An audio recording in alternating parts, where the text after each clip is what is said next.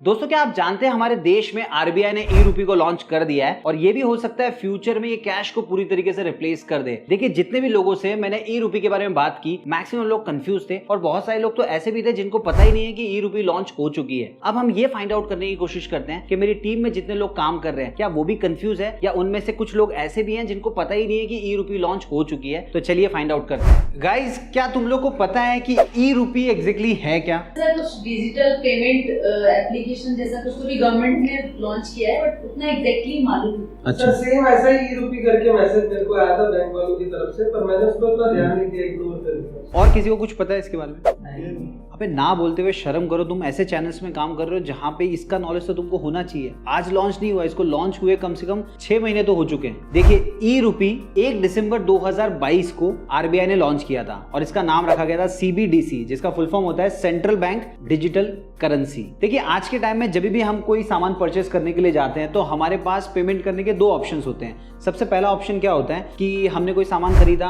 तो हम यूपीआई के थ्रू पेमेंट कर सकते हैं। बहुत सारी एप्लीकेशंस अवेलेबल है, फोन पे है, गूगल पे है, पेटीएम है और भी काफी सारी है। जिसको नहीं पता ये एप्लीकेशन कैसे यूज करनी है तो वो कैश में पेमेंट कर सकता है। ये 2 ऑप्शंस अवेलेबल है। लेकिन फ्यूचर में हो सकता है ये जो कैश है ये पूरी तरीके से खत्म हो जाए और इसको रिप्लेस कर दे ई रूपी। तो हम फ्यूचर में हो सकता है जो भी पेमेंट करेंगे, जो भी चीजें खरीदेंगे, उसके लिए पेमेंट हम करेंगे ई रूपी से। तो ये ई रूपीज कहाँ होगा? फोन पे पे, गूगल पे या मेरे बैंक एप्लीकेशन? तो सबसे पहले मुझे ये बताओ कि तुम्हारा कौन से बैंक में अकाउंट है? मेरा एसबीआई में अकाउंट है। एसबीआई में? तो एसबीआई में तुम्हारा अकाउंट है तो एसबीआई ने अलग से एक एप्लीकेशन बनाई होगी इसके लिए, राइट? तो उस एप्लीकेशन को तुमको डाउनलोड करना है, उसमें अपना रजिस्ट्रेशन करना है, उसके बाद में उस एप्लीकेशन को यूज कर सकते हो। मैं एक और चीज क्लियर कर दूं, जैसे कैश में कैसे होता है, 10 रुपए का कैश होता है, मतलब 10 रुपए का नोट होता है, 20 रुपए का नोट होता है, 100 का, 200 का, 500 का, और कॉइन्स होते हैं 1 रुपए का, 2 रुपए का। तो इस ऐप में भी तुमको इसी प्रकार के ऑप्शंस मिलेंगे। जैसे कॉइन के अंदर 2 ऑप्शंस अवेलेबल है, 50 पैसे का और 1 रुपए का। और नोट के अंदर तुम्हारे पास मल्टीपल ऑप्शंस है। जैसे सबसे पहले तुमको 2 रुपए का नोट मिलेगा, 5 का मिलेगा, 10 का मिलेगा, 20 का मिलेगा, 100 का मिलेगा, 200 का मिलेगा और साथ ही साथ में 500 का मिलेगा। मैं बोल रहा था कि यूपीआई और ई रूपी में डिफरेंस क्या है? यूपीआई और ई रूपी में क्या डिफरेंस है? आज के टाइम में तुम पेमेंट कैसे कर रहे हो? कौन सी ऐप सबसे ज्यादा यूज करते हो? फोन पे। सो आज के टाइम में तुम्हारा मैक्सिमम पेमेंट फोन पे के थ्रू करते हो। तो फोन पे में तो तुम्हारा कुछ पैसा है नहीं, पैसा तुम्हारे बैंक अकाउंट में पड़ा है। तो मतलब जब भी तुम पेमेंट करते हो तो फोन पे को भी पता चल जाता है तुम कहाँ कहाँ पेमेंट कर रहे हो और साथ ही साथ में तुम्हारे बैंक को भी पता होता है कि तुम्हारे अकाउंट में कितने पैसे आए, तुम कहाँ पे यूज कर रहे हो। तो ये जो इन्फॉर्मेशन है इसको मिसयूज किया जा सकता है। तो इसी चीज को रोकने के लिए आरबीआई ने ये जो ई रूपी का कॉन्सेप्ट है इसको लेकर आया है। मैं एक चीज क्लियर कर दूं कि ई रूपी के अंदर किसी को कुछ पता ही नहीं चलेगा। आरबीआई को पता चलेगा, तुम्हारी बैंक को भी पता नहीं चलेगा और दूसरी तो कोई एप्लीकेशन है नहीं। तो ये बहुत ही सेफ एंड सिक्योर होने वाला है। बट ये जो ई रूपी एप्लीकेशन है ये तो बैंक नहीं, मतलब बैंक के तरफ से प्रोवाइड हो रहा है ना, तो जो ट्रांजेक्शन होगा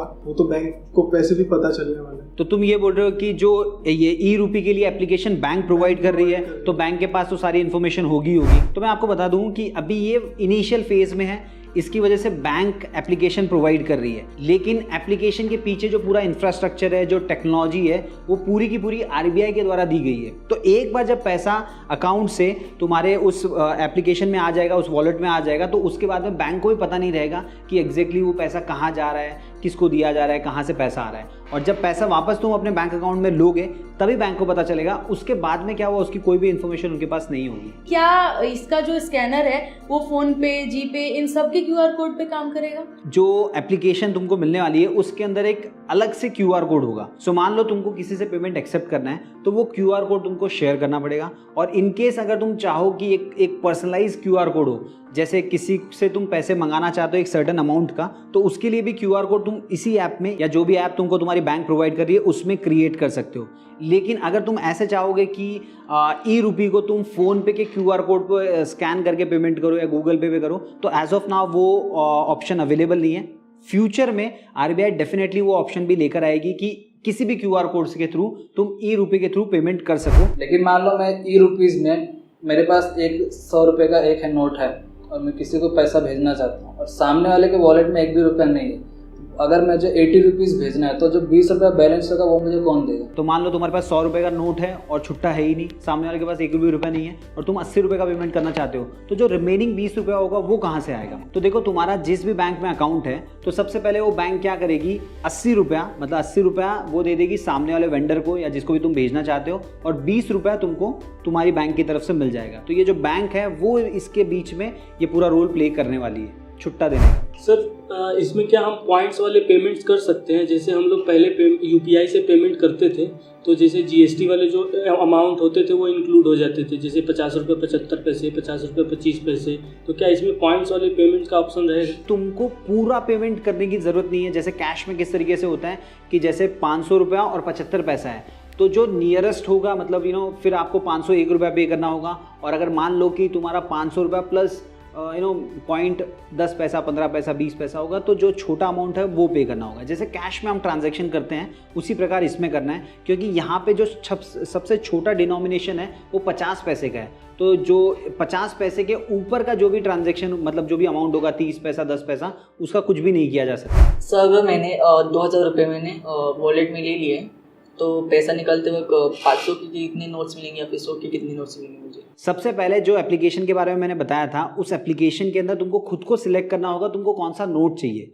जैसे अगर तुम 2000 रुपये डिपॉजिट करना चाहते हो और चाहते हो कि सारे तुमको 100 के नोट मिले, तो तुमको क्या करना है, 100 के नोट को 20 बार स्वाइप अप करना है, तो 20 नोट हो जाएंगे, तो तुमको 20 नोट मिल जाएंगे। और हर एक नोट के ऊपर अलग उसका सीरियल नंबर होगा, सारी डिटेल अलग होगी। सर सबका कहना है कि ये इंडिया की क्रिप्टो करेंसी है, क्योंकि ये बिल्कुल बिटकॉइन जैसी है, तो सबको ऐसा लग रहा है कि ये इंडिया की क्रिप्टो करेंसी है। तो क्या आपको भी लगता है ये क्रिप्टो करेंसी है? देखो ये क्रिप्टो करेंसी नहीं है, एक चीज़ क्लियर कर दूँ, ये डिजिटल करेंसी है। लेकिन बिटकॉइन बना है ब्लॉकचेन टेक्नोलॉजी की मदद से, इसको भी बनाया गया है ब्लॉकचेन टेक्नोलॉजी की मदद से। दोनों में डिफरेंस क्या है? ये जो है ये जैसे बिटकॉइन जो है वो डिसेंट्रलाइज है, ये सेंट्रलाइज है। डिसेंट्रलाइज का मतलब क्या होता है, कोई भी एक प्राइवेट कंपनी या प्राइवेट आदमी उसको ओन नहीं करता है, वो पब्लिक नेटवर्क होता है। यहाँ पे आरबीआई इसको ओन करने वाली है या फिर रेगुलेट करने वाली है, तो ये सेंट्रलाइज है। जैसे मैंने तुमको 100 रुपये का नोट दिया, वो 100 रुपये का नोट तुमने आकाश को दे दिया, आकाश ने मैडम को दे दिया, मैडम ने फिर से मुझे दे दिया। तो ये जो पूरा चेन सिस्टम है, ये पूरा का पूरा आरबीआई को पता रहेगा कि कौन सा सीरियल नंबर का जो नोट है वो किसके पास गया, कितने टाइम उसने अपने पास रखा, फिर किसके पास गया, तो पूरा डिटेल्स उनके पास अवेलेबल होगा। पर अगर हमको वॉलेट में से निकालने हैं और चेंज करना है हमारा वॉलेट का पैसे, तो उससे कैसे होगा? नहीं, इसमें कंफ्यूज होने की बात नहीं है। देखो जो एप्लीकेशन आपको आपकी बैंक की तरफ से मिलने वाली है, उसके अंदर आपको एक रिडीम का ऑप्शन होता है और साथ ही साथ में एक लोड का ऑप्शन है। लोड मतलब आप अपने बैंक अकाउंट से पैसे उस एप्लीकेशन में डिपॉजिट कर सकते हो। अब आपने डिपॉजिट कर लिए, मान लो आपने 500 रुपये डिपॉजिट किए और उसको आपने यूज़ वगैरह किया, फिर आपके पास 100 रुपये बचे और आपको चाहिए कि वो पैसा आप अपने बैंक अकाउंट में फिर से ले लो, तो वहाँ पे रिडीम का एक ऑप्शन होता है, उस पर क्लिक करके जो पैसा है आप अपने बैंक अकाउंट में ले सकते हो। इसके लिए कोई भी ट्रांजैक्शन चार्जेस पे करने की ज़रूरत नहीं पड़ती है, ये कम्प्लीटली फ्री ऑफ कॉस्ट होने वाला है। अब तो मैं भी अपने गाँव में सबको ई-रुपये से ही पैसे भेजूंगा। छोटे लाल, तुम गाँव में ई-रुपये अभी नहीं भेज पाओगे, क्योंकि इनिशियली कुछ ही सिटीज़ के अंदर इसको लॉन्च किया गया है। जैसे अगर मैं आपको बताऊँ, मुंबई में किया है, न्यू दिल्ली में किया है, उसके बाद बैंगलोर में किया है, भुवनेश्वर में किया है और शायद एक आध सिटी और है। लेकिन जब सेकेंड फेज़ में और जो कुछ टाइम बाद में आप देखोगे कि पूरे ऑल ओवर इंडिया के अंदर हो जाएगा और बहुत सारे ऐसे लोग भी होंगे जिनके पास बैंक अकाउंट नहीं होगा, वो भी ई-रुपये को एक्सेप्ट कर पाएंगे और उससे ट्रांजैक्शन कर पाएंगे। बट कैसा ऐसा कुछ होने वाला है कि सिंगल एप्लीकेशन में मल्टीपल बैंक अकाउंट उसमें डालकर पेमेंट कर सके? हाँ, ये बहुत इंटरेस्टिंग सवाल है। आज के टाइम में क्या हो रहा है कि जिसकी बैंक जिसको अलाउ कर रही है, जैसे मान लो मेरा HDFC बैंक में अकाउंट है, HDFC ने मुझे मैसेज किया कि आप ई-रुपये को यूज़ कर सकते हो, तो अब मेरा HDFC में भी अकाउंट है, मेरा ICICI बैंक में भी अकाउंट है और मेरा मान लो बैंक ऑफ बड़ौदा में भी है। तो तीनों बैंक में अगर मेरा अकाउंट है और तीनों बैंक से मुझे अगर ऐसा नोटिफिकेशन आता है, तो उस केस में क्या होगा? तो देखो एज ऑफ नाउ तो ऐसा है कि आप जिस बैंक की एप्लीकेशन यूज़ करोगे उसी का अकाउंट यूज़ कर सकते हो, लेकिन फ्यूचर में डेफिनेटली ऐसा होगा कि आपने किसी भी बैंक की एप्लीकेशन यूज़ की तो आप अपने दूसरे बैंक्स को भी उसमें इंटीग्रेट कर पाओगे और उससे पेमेंट कर पाओगे। ऑलरेडी कैश चल ही रहा है, लोग कैश यूज़ करते हैं, बहुत सारे UPI मतलब एप्लीकेशंस भी हैं, पेमेंट एप्लीकेशंस, तो हमें इस चीज़ की ज़रूरत क्यों है? और सबसे बड़ी बात ये है कि गांव में कितने लोग ऐसे हैं जिनको UPI भी यूज़ करना नहीं आता, तो फिर अभी एक नया ई-रुपये निकल गया है, तो मतलब ये किस तरह से बेनिफिशियल होगा और इसके क्या फ़ायदे हो सकते हैं? देखो इसमें मल्टीपल बेनिफिट्स होने वाले हैं। सबसे पहला बेनिफिट तो ये होगा कि देखो कैश को प्रिंट करने में और साथ ही साथ में एक जगह से दूसरी जगह पे ट्रांसपोर्टेशन करने में काफी पैसा खर्चा होता है। कोई गेस कर सकता है कितना पैसा खर्चा होता होगा? लगभग 4,500 से लेके 5,000 करोड़ रुपए के आसपास इतना पैसा इसमें खर्चा होता है। अब ये पैसा जब बचेगा तो हमारी भलाई के लिए यूज होगा। सेकेंड चीज क्या होता है, कैश की वजह से टैक्स की चोरी बहुत ज्यादा होती है। आप लोगों ने देखा होगा बहुत सारे लोग हैं यहाँ पे, जब इनकम टैक्स की रेड होती है तो वहां पे कई करोड़ों रुपए मिलते हैं, राइट। वो फिजिकल फॉर्म में इसलिए उसको छुपा सकते हैं, लेकिन अगर कैश पूरी तरीके से ई रूपी बन जाएगा, डिजिटल फॉर्म में आ जाएगा, तो उसको छुपाया नहीं जा पाएगा। अगर छुपाएंगे भी तो कहाँ छुपाएंगे? अपने वॉलेट में ही छुपाएंगे और वो आरबीआई की नजर में होगा, तो टैक्स की चोरी नहीं होगी। अब एक और आपने बोला कि गांव में जो रहने वाले लोग हैं उनको यूपीआई भी यूज करना नहीं आ रहा, तो वो ये कैसे यूज करेंगे?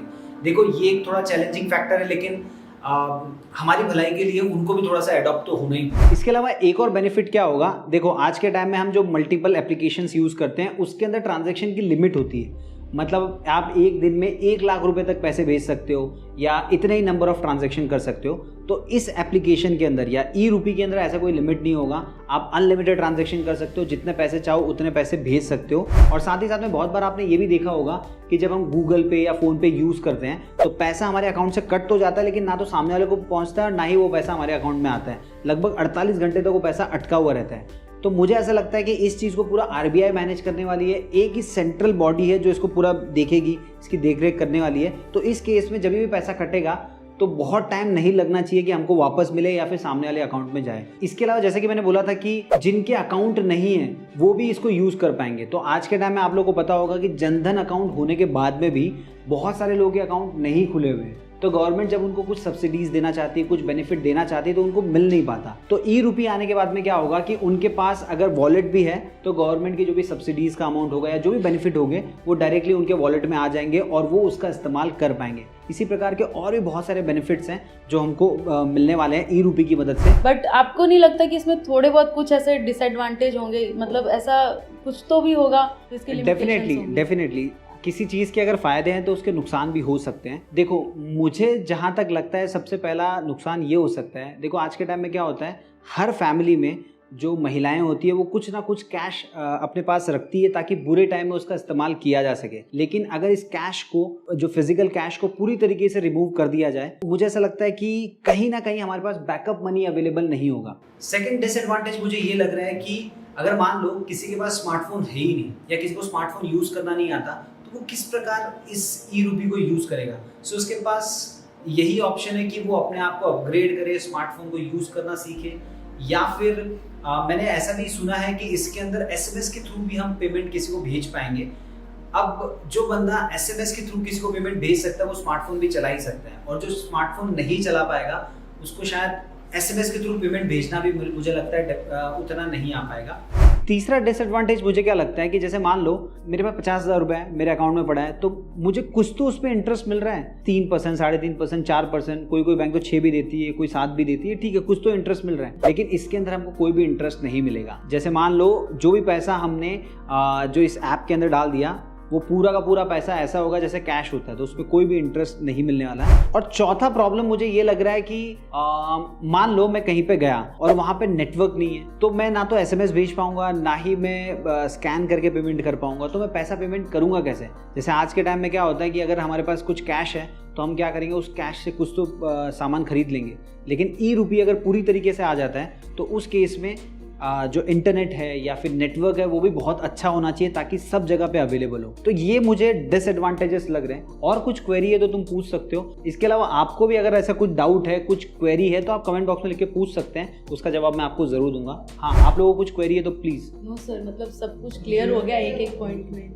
मैं आप लोगों को ये बता देता हूँ कि एप्लीकेशन का इंटरफेस किस तरीके का होगा, क्या क्या ऑप्शंस वहाँ पे अवेलेबल होंगे, ताकि आपको ये समझ में आ जाए कि आप क्या क्या चीज़ें उसकी मदद से कर सकते हैं और थोड़ी तो क्लैरिटी आप लोगों को मिले। सो दोस्तों, ये जो ई रूपी है इसको पायलट प्रोग्राम में लॉन्च किया गया है। तो मैं आपको दिखा देता हूँ यहाँ पे क्या क्या ऑप्शंस मिल जाते हैं। जैसे ही आप अकाउंट क्रिएट कर लोगे आपके सामने कुछ इस प्रकार की स्क्रीन आएगी, आपका फ्रंट पेज होगा। ये जो क्रिएट किया हुआ है यूनियन बैंक के अंदर किया हुआ है। सो ICICI बैंक है या फिर SDFC बैंक है, IDFC बैंक है, सबका जो बैकएंड है ऑलमोस्ट एक जैसा ही है। अब देखिए यहाँ पे आप देख सकते हैं नीचे की तरफ आपको कुछ ऑप्शंस मिल जाते हैं। सबसे पहला है प्रोफाइल का, तो प्रोफाइल पे जैसे ही आप क्लिक करेंगे आपको एक QR कोड दिखता है, ये आपका QR कोड है। अगर आपको किसी से पेमेंट एक्सेप्ट करना है, ये QR कोड दिखाकर आप पेमेंट एक्सेप्ट कर सकते हो। एक चीज और क्लियर कर दूं, ये e-रूपी का QR कोड अभी अलग है, UPI का अलग है। अगर आप e-रूपी भेजना चाहते हैं तो आपको e-रूपी का ही QR कोड स्कैन करना होगा, UPI में करेंगे तो काम नहीं बनेगा। उसी प्रकार नीचे की तरफ मल्टीपल ऑप्शंस आपको दिखाई देते हैं। होम स्क्रीन में आप जाएंगे तो यहाँ पर आपको 4 ऑप्शंस दिखाई देंगे। सबसे पहला है सेंड, अगर आप किसी को भी भेजना चाहते हैं तो सिंपली आपको सेंड के ऊपर क्लिक करना होता है। कलेक्ट के ऊपर आप क्लिक करेंगे तो आप यहाँ पे ये भेज सकते हैं कि भाई अमाउंट एंटर करके एक QR कोड जनरेट कर सकते हैं। जैसे आप किससे कलेक्ट करना चाहते हैं, तो मान लीजिए आप किसी से 50 रुपीज कलेक्ट करना चाहते हैं, जनरेट QR कोड करेंगे तो ये 50 रुपए के लिए QR कोड जनरेट हो गया, ये आप शेयर कर सकते हैं। उसके बाद में यहाँ पे लोड का ऑप्शन दिया गया है, अगर आप इसके अंदर लोड करना चाहते हैं, सबसे छोटा जो नोट है वो 2 रुपए का है, उसके बाद में 5 रुपए है, 10 रुपए है, 20 रुपए है, 50 रुपए है, 100 रुपए है, 200 रुपए है, 500 रुपए है। और साथ ही साथ में कॉइन्स के अंदर अगर आप देखेंगे तो आपको 2 कॉइन मिल जाते हैं, 50 पैसे का और 1 रुपए का। नोट्स के अंदर अगर आप जाएं तो मान लीजिए आपको लोड करना है तो आपको सिंपली ऊपर की तरफ स्वाइप करेंगे तो ये लोड हो जाएगा, और आपको डीलोड करना है तो वापस से नीचे की तरफ करेंगे तो हट जाएगा। जितनी बार आप करेंगे यहाँ से हो जाएगा। उसके बाद में सिंपली लोड डिजिटल रुपी के ऊपर क्लिक करना होता है। ये जो मेरा फ्रेंड है उसका अकाउंट यूनियन बैंक में है तो वो अपने यूनियन बैंक से पैसे को यहाँ पे लोड कर सकता है। सो इसी प्रकार आपको भी ऑप्शन मिल जाएगा, आप उसमें लोड कर पाएंगे। उसके बाद में यहाँ पे रिडीम का ऑप्शन मिल जाता है। जैसे मान लीजिए किसी ने आपको पैसे भेजे, उसको आपको अपने अकाउंट के अंदर लेना है तो आपको रिडीम पे क्लिक करना होगा। इसके अलावा कितने लोग हैं जो लोग अभी तक इस ऐप को यूज कर रहे हैं, तो बहुत सारे लोग शायद आपको देखने को ना मिले, लेकिन जो लोग आपको देखने को मिलेंगे उनको आप e-रुपीज भेज सकते हैं। और नीचे की तरफ रिसेंट ट्रांजैक्शन दिखते हैं। उसके बाद में हिस्ट्री का ऑप्शन मिल जाता है। यहाँ पर आप देख सकते हैं कि जो भी हिस्ट्री है वो सारी यहाँ पे दिखाई दे रही होगी। यहाँ पर आप करंट बैलेंस देखने के लिए ऊपर आपको देखना है 0 रुपीज दिखाई दे रहा है। और व्यू वॉलेट अगर आप देखेंगे तो यहाँ पे भी ऑप्शन आपको दिखाई देगा। इनकेस अगर पैसा होगा तो यहाँ पे दिखाई देगा। जैसे मान लीजिए आपके पास 20-20 के 2 नोट है तो यहाँ पे वो आपको दिखाई देगा। कॉइन अगर आपके पास 50 पैसे के 2 कॉइन है, 1 रुपए का 1 कॉइन है, तो वो सारी डिटेल आपको यहाँ पे दिखाई देने वाली है। इसके अलावा मान लीजिए आपको पेमेंट करना है तो यहाँ पे ऑप्शन मिल जाता है स्कैन करने का। आपको सिंपली इस पे क्लिक करके स्कैन करके आप पेमेंट कर सकते हैं। ठीक है, आई होप कि नेक्स्ट कोई टॉपिक होगा तो तुम लोग को थोड़ा सा ज्यादा पता होगा। मैं एक्सपेक्ट कर रहा था कि तुमको ज्यादा पता होगा, लेकिन तुमको उतना पता नहीं है। एनीवेज दोस्तों, अगर आपको ये वीडियो पसंद आया तो वीडियो को लाइक कीजिए और इस वीडियो को अपने सभी फ्रेंड्स, फैमिली मेंबर और जान पहचान वालों के साथ शेयर कीजिए, ताकि उनको भी ई-रुपी के बारे में पता चले और उनको भी समझ में आ जाए ई-रुपी एग्जैक्टली है क्या, किस तरीके से काम करने वाली है, और साथ ही साथ में इसके क्या एडवांटेजेस होंगे, क्या डिसएडवांटेजेस होंगे। चैनल को सब्सक्राइब नहीं किया तो प्लीज सब्सक्राइब कर लीजिए। उसके बाद में जो बेल आइकन उसे भी दबा दें, ताकि जब भी मैं कोई नया वीडियो अपलोड करूं उसका नोटिफिकेशन आपको सबसे पहले मिल जाए। तो मिलते हैं दोस्तों अगले वीडियो में।